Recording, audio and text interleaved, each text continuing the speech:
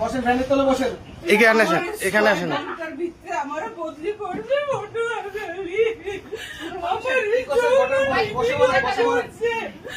21 তারিখ থেকে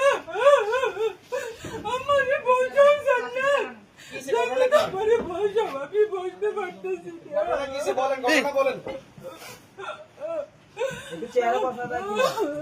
ওনাকে ধরে বলেন না স্টাফ কোথায় আমরা পুরুষ মানুষ কিছু ঘটনা কি বলেন আমার তুলবো আমার ধরে কোথাতে বসা আমার হাতে ধরে সমস্যা হাতে ধরে তুলে না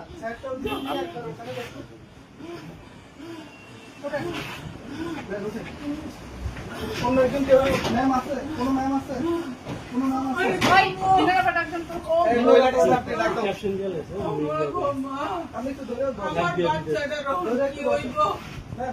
আমার বাচ্চাটার কি হইব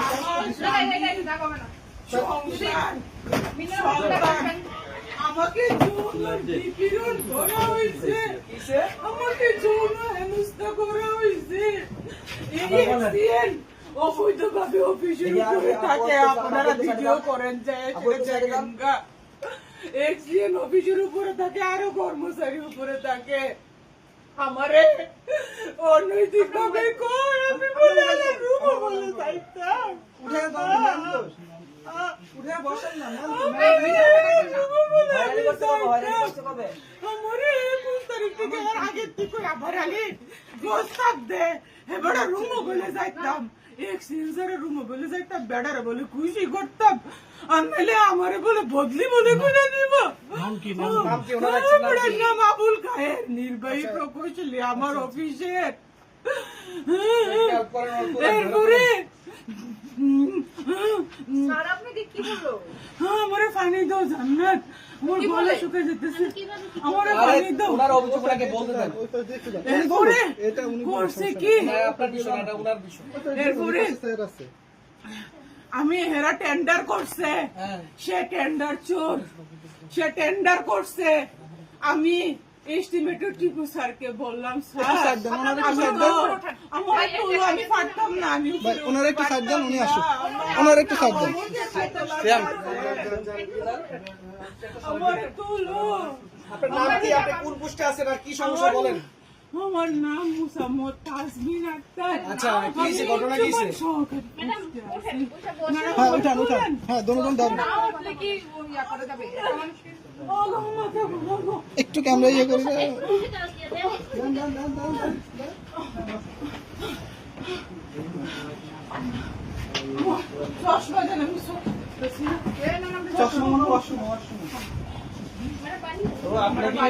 আপনাকে এই প্রস্তাব কবে করছে আমাকে উনি অফিসে আসার পর থেকেই করতেছে কত মাস কত দিন এটা প্রায় 2-3 মাস ধরে উনি এটা করতেছে তো যাক এটা যেহেতু কোনো লিখিত প্রমাণ নাই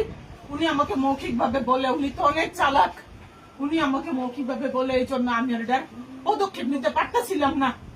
সেই কারণে আমি চুপ ছিলাম কিন্তু না আমার কাছে মৌখিক কোনো প্রমাণ ছিল না লিখিত বা মৌখিক কোনো প্রমাণ ছিল না উনি অনেক চালাক উনি আমি যখন উপরে খাইতে যাইতাম উপরে আমি খাইতে যাই এখানে রান্নার ব্যবস্থা আছে এখানে উপরে পুরা আবাসিক সবাই থাকে এখানে 3 থেকে 4 জন কর্মকর্তা থাকে অফিসিয়াল নিয়ম থাকার কোনো ব্যবধান নাই আমি এগুলা বলি স্যারকে স্যার আপনি কিন্তু অনৈতিক কাজ করতেছেন আপনি কিন্তু উপরে থাকতে পারেন না স্যার আমাকে কিন্তু কর্তৃপক্ষ শোকজ করে দিবে স্যার আমার কিন্তু চাকরি চলে যাবে স্যার উনি বলে বাগনামি করো বদলি শোকজ তোমার মুটকি দিয়ে বইরে আমাকে বুঝাও আমি স্যারের কইলাম স্যার আপনি যে লাস্ট যে টেন্ডারটা করলেন 19 প্যাকেজের আপনি যে লটারিটা করলেন স্যার আমি তো কইতাম পারি না মেমো বই সাইয়া আমি দেখি স্যার এই লটারির উইনারদেরকে আপনি ল্যাপে অর্ডার সঠিকতা যাচাই করার জন্য চিঠি দিছেন স্যার সেই স্মারক বই আমার লেখার কথা স্যার ওই স্মারক বই আউটসোর্সিং লেখে এই ব্যক্তি আউটসোর্সিং লেখে আমার স্মারক বই আমার অফিসে কোনো মূল্য নাই আমার, আমি একজন প্রশাসনিক কর্মচারী। আপনারা এখানে এই খাতা লোকটা আছে কথা 10-15টা বা 20টা, বন্ধ করেন। প্রত্যেকটা খাতা আমাদের এন্ট্রি আছে। আমরা এখানে আউটসোর্সিং হলো আমরা এই অফিসে কাজ করি। এই লোকটা আমি জানি না ক্যামেরা ধরছেন প্রশাসনিক সেই সুবিধা কোনো- বলছি। প্রশাসনিক কোনো অর্ডার আছে কিনা, আমার এক্সিএন এর লিখিত কোনো অর্ডার আছে কিনা, ওরকম কোনো অর্ডার আমি শো করি নাই, আমি দেখি নাই। তারা যে মেমু বইটা তারা যে লিপিবদ্ধ করতে পারে, এই অর্ডার তো আমি দেখি নাই, স্যার তো আমাকে দেখাই নাই। আমি বললাম এস্টিমেটর টিপু স্যারকে, স্যার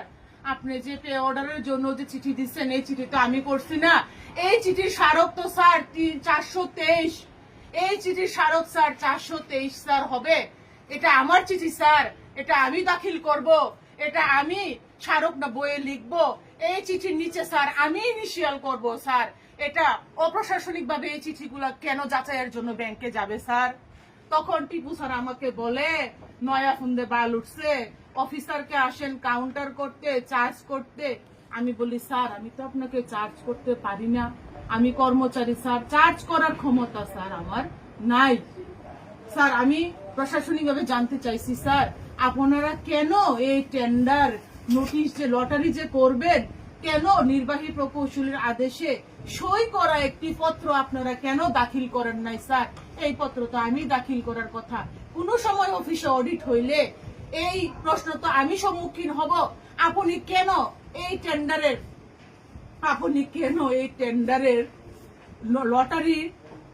লটারি প্রকাশের তারিখটি আপনি নোটিশ বোর্ডে দেন নাই এবং কর্তৃপক্ষকে অবগত করেন নাই, তখন কি আমার চাকরি থাকবে? আমি এখানে প্রশাসনিক দায়িত্বে আছি, আমার কি প্রশাসনিক বিষয় সম্পর্কে প্রশ্ন করার অধিকার নাই? আমি কি জানতে পারি না আমার স্যারের কাছে? পারি কি না? হ্যারাসমেন্ট হইছে, হ্যারাসমেন্ট হইল গিয়া সেটা